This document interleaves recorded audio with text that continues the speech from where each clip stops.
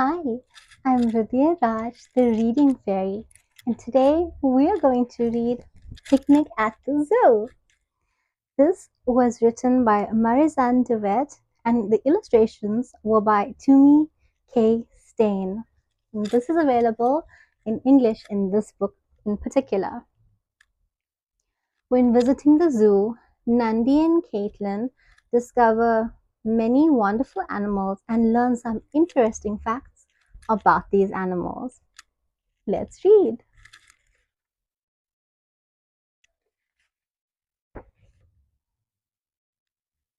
Coming home from school, Nandi found her mother busy baking in the kitchen. Mmm, that smells fantastic, Mom. What are you baking? Asked Nandi. I'm baking some chocolate chip cookies for our picnic this weekend. Have you decided where you want to go yet? Asked her mom. Can we go to the zoo, please?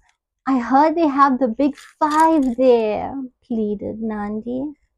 Sure, that sounds like the perfect place to go have a picnic. Why don't you ask your friend Caitlin if she wants to join us? She offered. Have a look at the pictures. Ooh, those chocolate chip cookies look really good, don't they? Excitedly, Nandi ran to the family room to phone her friend and share the great news. After a few rings, Caitlin answered, and Nandi invited her to the picnic. Caitlin asked her mother for permission, and very soon all the arrangements were finalized. Here you can see the girls are on the phone. When Saturday finally arrived, Nandi could barely contain her excitement. When they stopped outside Caitlin's house, she all but jumped out of the car to go and greet her best friend. Enjoy yourselves, and I want to hear about everything you saw when you get back, called Caitlin's mom from the porch. Here is Caitlin's mom, and here are the little girls and Nandi's mom heading off to the zoo. In the car, Nandi and Caitlin can't stop chatting about all the animals they're going to see and what their favorite animals were. Mine would definitely be the elephants. They are so big and majestic, said Caitlin. I can't wait to see the monkeys. They're always my favorites, exclaimed Nandi. When they arrived at the zoo, the two friends dashed out of the car towards the entrance when they heard Nandi's mom calling from the car. And where do you think you two are rushing off to? You have to help me carry our picnic bags. Smiling, the two girls returned to the car to help Nandi's mother with the bags. After they paid the entrance fee, a friendly zookeeper approached them. Welcome to the National Zoological Gardens. My name is Candace and I am a zookeeper. Why don't you step over there so we can take a photo of you? Here's the girls taking a lovely photo to really celebrate their picnic at the zoo.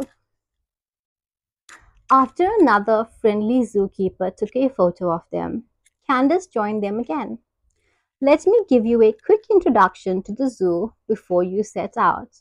We have signs throughout the zoo to tell you where which animals are and maps to show you exactly where you are.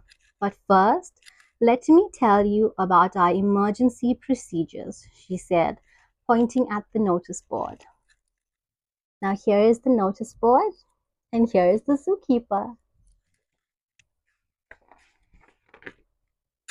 We have sirens to warn our staff and visitors if something is wrong, and each warning has a specific number of consecutive siren alarms. If you hear only one siren, it just means that the zoo staff has their break. So you don't have to worry about that one, said Candace, winking at them. When you hear two sirens, it means that there is a fire somewhere in the zoo and you should move to the closest assembly point. These are at the main gate, the Flamingo restaurant, the service gate, and the water hole. If we find a suspicious parcel in the zoo, the siren will sound 3 times, and again, you should move to the nearest assembly point. Finally, if you hear 4 sirens, it means that a dangerous animal has escaped, and you should listen to what the zoo staff tells you and go into the closest building. Do you think you'll be able to remember all of that? Yes, I think so, said Nandy's mother. Do the animals often escape from their enclosures? Asked Caitlin. Oh no, we tried to build the enclosures so that it is nearly impossible for the animals to escape. There's nothing to worry about, I promise. Candace reassured them. So, are you ready to go see some animals? Yes, shouted both Nandi and Caitlin at the same time. You can just follow the maps that are scattered around the zoo, and if you get lost, just ask another zookeeper for directions. See you all when you get back here, said Candace. And here's Candace with the map, the little girls, and Nandi's mom. They're ready to go into the zoo.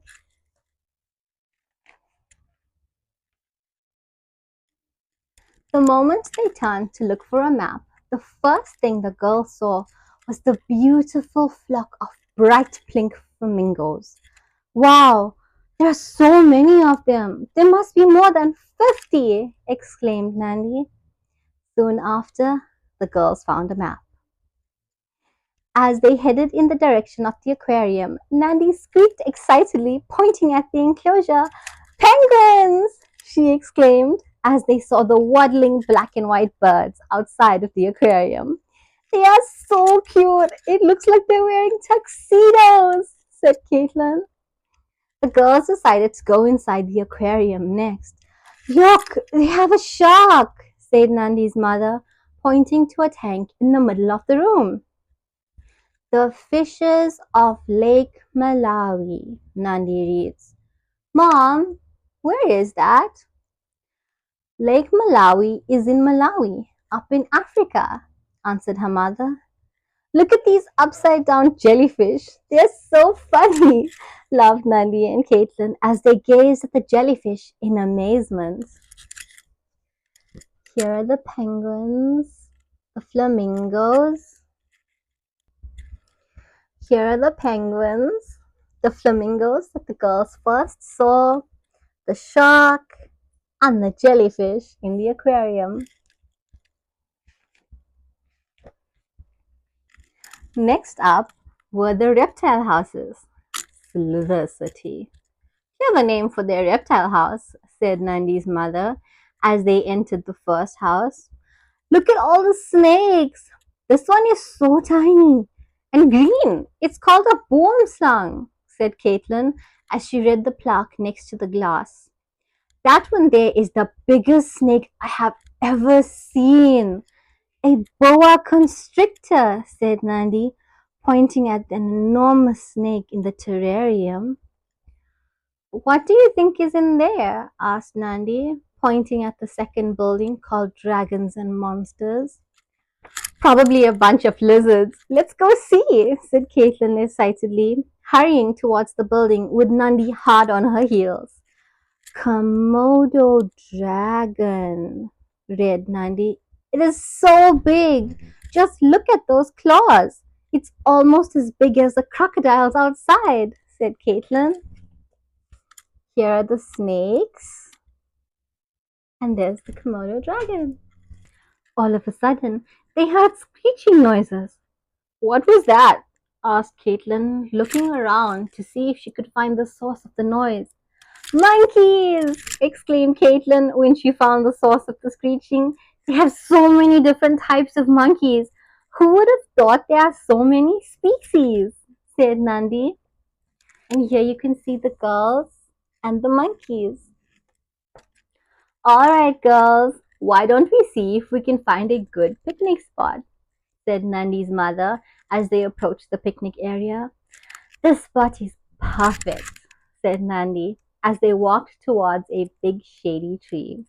They all sat down in the shade of the tree and enjoyed the delicious picnic lunch that Nandy's mother had packed for them. After they had finished eating, they packed everything up and cleaned the area where they sat. Good job, girls, said Nandy's mother. Why don't we go get some ice cream for dessert? Here you can see that the girls were having their picnic and, of course, cleaning up after themselves. After the picnic, they passed the cable cars that travel up and down the mountain. It must be great fun to see the zoo from up there, said Caitlin. Yeah, but I bet it's not as much fun as seeing the animals up close, like we do here on the ground, said Mandy. Then they entered the African giants section. Wow! Look at the size of those elephants! They must weigh a ton, said Caitlin when they passed the enclosure.